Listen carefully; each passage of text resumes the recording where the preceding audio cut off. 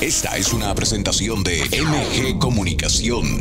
Tenemos a la abogada Olivia Salazar Flores, egresada de la Facultad de Derecho de la Autónoma. A partir del 2018 cuenta con participación en diversos proyectos de investigación e incidencia relacionados con género, derechos humanos y feminismos. Cuenta con una importante trayectoria en el activismo en pro de la garantía de espacios universitarios e institucionales libres de violencia. Es integrante de la Defensoría de los Derechos Universitarios de la Autónoma, en donde se desempeña como visitadora general. Olivia, qué gusto tenerte aquí, ¿cómo estás? ¿Qué tal, Jesús Aguilar? Pues con mucho gusto y también mucho agradecimiento en la consideración de esta invitación, y bueno, a sus órdenes también para comentar este tema que yo creo que es de importancia y trascendencia para la ciudadanía en general, ¿no crees? Por supuesto. Desde la mañana estamos comentando la publicación de Astrolabio Diario Digital, una relatoría que hizo Victoriano Martínez muy puntual sobre los hechos alrededor de este escandaloso caso, el caso Alejandro N., un exfuncionario público que además había tenido trayectoria en la filantropía y en la asistencia social, que había tenido pues un cartel de reconocimiento a su corta edad, deberá tener cerca de 40 años en este momento, y que había sido uno de los personajes más cercanos a la cúpula que en aquel entonces presidía Lorena Valle, esposa del exgobernador Juan Manuel Carreras, posición importante dentro de la estructura de todo el DIF del Estado en su momento. Descubren que presuntamente este hombre comete violaciones reiteradas a un jovencito que estaba bajo la custodia del Estado, y el tema pues se genera evidentemente mucha ámpula. El tipo es detenido entrando a un club privado de la ciudad de San Luis Potosí, y pues el proceso ya lleva mucho tiempo. A principios de este mes de junio, que ya casi termina, se iba a dar la audiencia en la que se iba a resolver cuál iba a ser finalmente su condición jurídica después de un largo descargo de pruebas. Él se encuentra privado de su libertad, pero el tema da para mucho más, ¿no? Y entender cómo está el asunto hoy de el fenómeno de la pederastia, cómo está el tema de pues este doble abuso, si es que realmente él lo cometió, el acto de la violación reiterada al infante, y también este abuso de poder, él como ciudadano, él como parte de la sociedad civil, este chico Brian, y él como un funcionario público con poder y condiciones, ¿no? Cuéntanos cuál es tu punto de vista, por favor, Olivia. Sí, Jesús, fíjate que creo que es importante no ver este caso como uno aislado o como uno extraordinario. Más bien yo creo que nos habla de algo muy sintomático en nuestra sociedad. Ya desde hace varios años ONU viene recalcando que en México, en nuestro país particularmente, y en el mundo, pero en México particularmente, hay un problema muy severo de consumo de pornografía y de turismo sexual que relaciona a menores de edad, a niños, niñas y adolescentes, ¿no? Por eso te digo que no me parece un hecho aislado, sino que es parte de la sintomatología que tiene nuestro país, y que tendríamos que ponernos a cuestionarnos por qué nuestra sociedad consume a personas en edades vulnerables, porque se puede acceder desde cargos o puestos públicos a este tipo de conductas,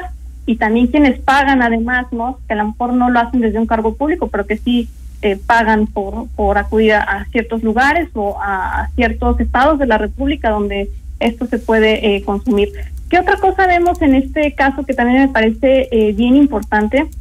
Si tú retomas esta nota que has comentado de Astrolabio, por ahí podemos ver también que se enmarca dentro de una situación de familiar, también de violencia, de ausencia de cuidados, pero que no solamente está ese dato de que la víctima proviene de una familia ausente, sino que también podemos ver cómo en el caso de esa ausencia de cuidados, el Estado sí fue muy selectivo y fue muy expedito al ejercer justicia, ¿no? Porque recordarás que esta nota menciona cómo a la madre y el padre de la víctima les encarcelan por este delito de ausencia de cuidados.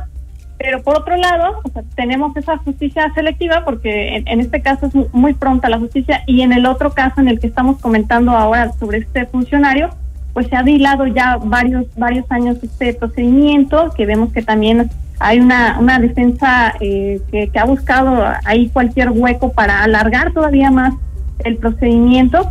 Y bueno, que también tenemos que ver el aparato jurisdiccional y el aparato de investigación, cómo está armando esta carpeta que ya comento, pues ya lleva algunos años en proceso. Entonces, en primer momento me gustaría que lo viéramos así, como una situación que se enmarca en un contexto de violencia generalizada en nuestro país, en un contexto donde se consume sexualmente, se consume a personas menores de edad, a niños, niñas y adolescentes, lo cual ya de entrada debería parecernos algo pues muy grave, ¿no?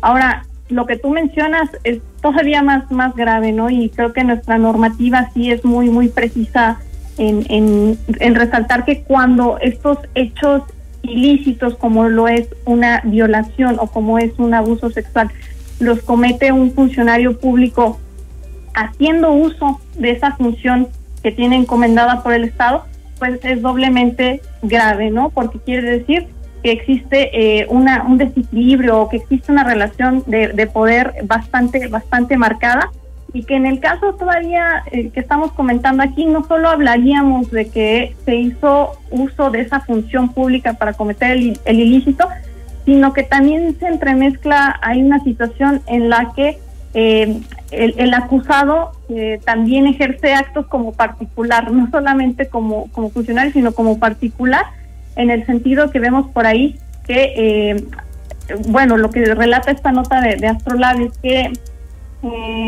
junto con otros funcionarios, pues logra obtener beneficios para actuar como particular. ¿En qué sentido? Pues de poder tener una cercanía en un ámbito particular, en un ámbito privado con la víctima, acudiendo a viajes, teniendo vacaciones, ¿no? Como particulares, como mentor. Entonces, ahí también la ley penal es muy clara en señalar que cuando se hace uso, o cuando el mecanismo es una relación de cercanía, una relación lo menciona la ley, de mentoría, o de tener a una persona bajo tu custodia, pues también se agrava la conducta que se despliega, que en este caso la que se persigue es una violación. Y me parece que también es importante mencionarlo así, porque luego en el lenguaje lo suavizamos un poquito, diciendo que a lo mejor fueron abusos, o a lo mejor actos sexuales de distinta índole, y no, o sea, lo que tendríamos que remarcar mucho aquí en el terreno del lenguaje es que se trata de un delito delicado, que es el delito de violación. Quiere decir que no hubo simplemente de tocamiento, sino que hubo actos que involucran penetración, que involucran otro tipo de situaciones pues más delicadas, y que, como tú has mencionado, se involucra a un menor de edad. Entonces, bueno, en este contexto me parece que, como te decía desde un inicio, es un asunto en el que la ciudadanía tendríamos que estar volcados en qué es lo que valora el órgano jurisdiccional, cómo es que también nuestra Fiscalía ha integrado esa carpeta, cómo es que la Procuraduría que lleva la asesoría de la víctima, cómo es que también han coadyuvado con allegarse de los medios probatorios, de las periciales, de todo lo que vaya a ser desahogado en estas audiencias de juicio oral, pues será bastante importante, ¿no? No solamente es lo que decide el juez, sino también todo el trabajo previo que han hecho ya las autoridades investigadoras. A ver, yo te quiero preguntar algo que me parece importante, tú como experta en estos temas. Específicamente en este caso, pero en general, el Estado mexicano, en este caso, lo que le toca al Estado de San Luis Potosí como entidad, el Estado, ¿no?, ha hecho lo necesario para proteger a las víctimas de pederastia. Híjole, bueno, tendríamos que ver algunos casos relevantes. Yo, sin decirte si sí o si no, porque podría ser una respuesta muy delicada, lo que sí te podría decir es que no por nada la Suprema Corte ha dicho que estos casos se tienen que juzgar de una manera muy particular. ¿Y esto qué quiere decir? Que se ha evidenciado que en el pasado no se ha juzgado con perspectiva ni de infancias ni de adolescencias, y esto quiere decir también que no podemos poner en un mismo nivel, en un procedimiento penal, no podemos confrontar a una víctima menor de edad con su victimario mayor de edad, funcionario, como dices tú, a lo mejor cercano a cúpulas de poder.